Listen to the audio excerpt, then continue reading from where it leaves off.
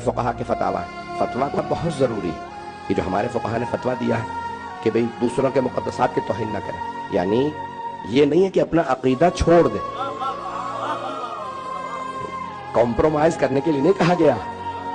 اگر سنیں گے فتاوا کی وضاحت ان سے لیجئے جو فتوے کو سمجھا ہو۔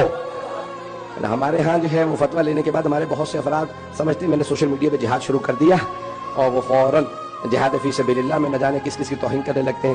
عزیزان گرامی، یہ فقہا کا صرف فتویٰ نہیں ہے، ائمہ اہل بیت علیہ السلام نے خود بتایا کہ بھئی دوسروں کے سامنے کبھی ایسی کوئی بات نہ کرنا کہ وہ ہماری توہین کرے، لیکن اگر کسی کے دل میں دشمنان اہل بیت اور خصوصاً دشمنان جناب سیدہ کا اگر دل میں نرم گوشہ بھی ہو، چھٹے امام فرماتے ہیں اگر نرم گوشہ، if you have a soft corner for the killers or the assassins of حضرت زہرا سلام علیہا then do not expect the شفاعت of حضرت فاطمہ زہرا، تو پھر وہ جناب سیدہ کی شفاعت کی توقع نہ رکھے کہ اگر کوئی جناب سیدہ کے دشمن اور قاتلوں کے اپنے دل کے اندر صرف نرم گوشہ رکھتا، سخت جملے کہہ رہا ہوں، ماننے کی بات ہی نہیں ہے، صرف سافٹ کارنر ہو، دل میں گنجائش ہو، شاید اچھے ہو، تو بھی بھائی کسی اور جگہ چلے جائیے۔ عزیزان گرامی، ہمارے علماء نے یہ نہیں کہا، فقہا کا یہ فتویٰ نہیں ہے کہ آپ اپنے دلوں کے اندر نرم گوشہ لیں، یعنی ہم کمپرومائز کر لیں۔ صرف یہ ہے مثال کے طور پہ کوئی ہندو کسی بت کو مانتا ہے تو آپ کیا بت کو برا کہنا بند کر دیں گے؟ اس کے سامنے توہین نہیں کریں گے۔ بات پہنچ رہی ہے؟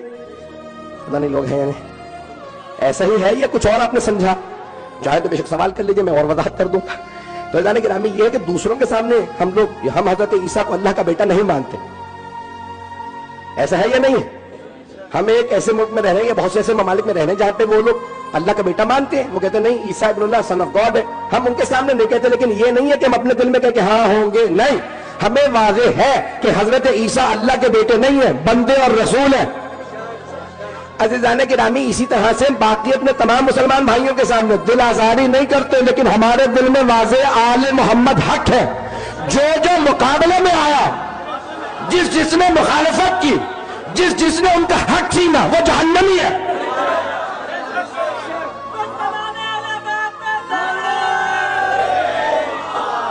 بات واضح ہے کہ جو بھی ان کے مقابلے میں، جب ائمہ علیہ السلام نے لعنت کی تو ہم کون ہوتے ہیں؟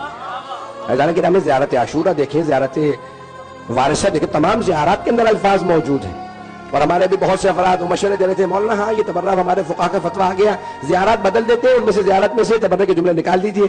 ارے آپ میں ہمت ہے تو چھٹے امام کو جا کے مشورہ دے دیتے، اور جب جاؤ زیارت کی تو نہ پڑھو، اور اگر آپ کا دل نہیں مانتا تو نہ پڑھیے۔ عزیزان گرامی، یہ ائمہ سے جملے آئے ہیں، جس چھٹے امام علیہ السلام نے کہا ہے نا ان کی دل آزاری نہ کرنا، انہوں نے ہی زیارت وارثہ دی ہے، لعنت کے ساتھ دی ہے، زیارت عاشورہ دی ہے، لعنت کے ساتھ دی ہے۔ اور شیخ توسی نے اپنی حدیث کی کتاب تہذیب الاحکام میں لکھا، فرماتے ہیں کہ چھٹے امام کہتے تھے میں ہر نماز کے بعد 8 لوگوں کا نام لے کے، 4 مرد اور 4 عورتوں کے نام لے کے لعنت کرتے ہیں۔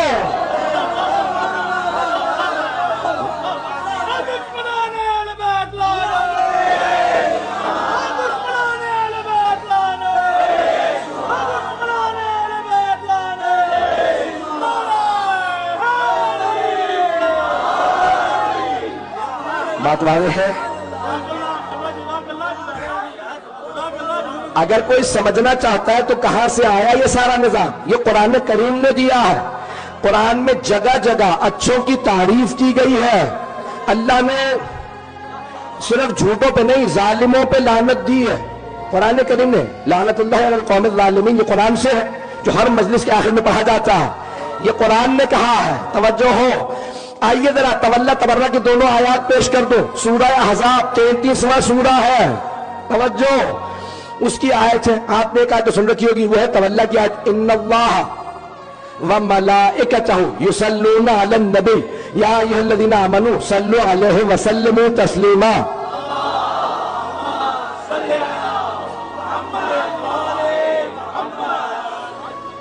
یہ جہاں صلوات کی آیت ہے اسے کہا جاتا ہے تولا کی آیت، اسی کے فوراً بعد ہے تبرہ کی آیت۔ یہاں اللہ کہہ رہا ہے بے شک کہ اللہ اور اس کے ملائکہ اپنے نبی پہ درود و سلام بھیجتے ہیں۔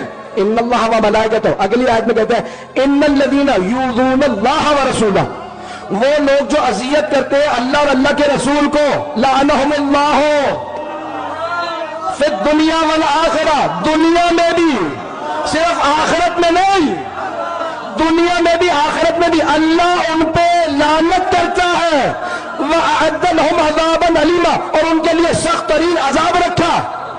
اب پیغمبر نے صحیح بخاری میں فرمایا، اللہ یہاں پہ کہہ رہا ہے جس نے رسول کو اذیت دی اس پہ لعنت، پیغمبر صحیح بخاری میں فرما رہے جس نے سیدہ کو اذیت دی اس نے مجھے اذیت دی، جس نے مجھے اذیت دی اس نے خدا کو، جو خدا کو اذیت دے اسی پہ بے شمار ہے۔